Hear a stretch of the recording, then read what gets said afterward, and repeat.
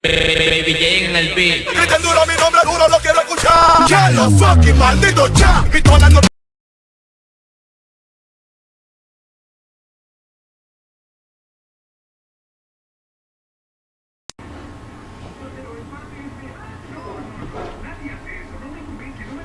Tato.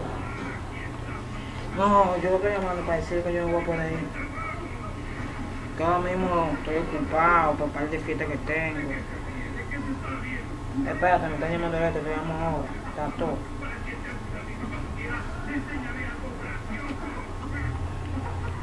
Dame luz. No, cancela eso, yo no voy a poder, que tengo par de trabajo. Sí. No, ahora mismo yo voy a decir por el peletario Quiqueya, yo cojo el Licey para allá. Oíste. Tato. Váyase ahí a la fiesta de los Sangos para el domingo que viene, no bulto. Tato, usted bacano.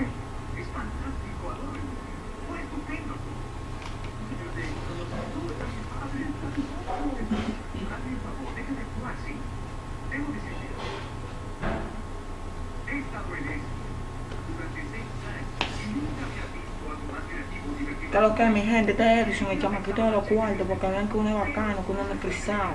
Es para que ustedes vean que uno tiene talento, que uno también se busca. Oyeron, para que vean que uno no es frisado, para que oigan el tema que viene por ahí. Para la gente que me quieren seguir, no me tienen que buscar. En Twitter, en Facebook, en Twitter me buscan como @DJNietolocura01, @Edison de León.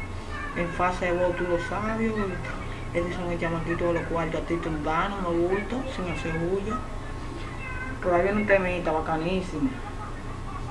Y viene por ahí, no se preocupen. El chamaquito le mete a todo, Edison le mete el baile, a todo, no se preocupen. Edison le mete a todo, que Edison atrás me queda. Bueno, les voy a decir algo, el temita viene por ahí. Para que vean, yo todavía no me lo he aprendido bien, pero voy a cantar con capela.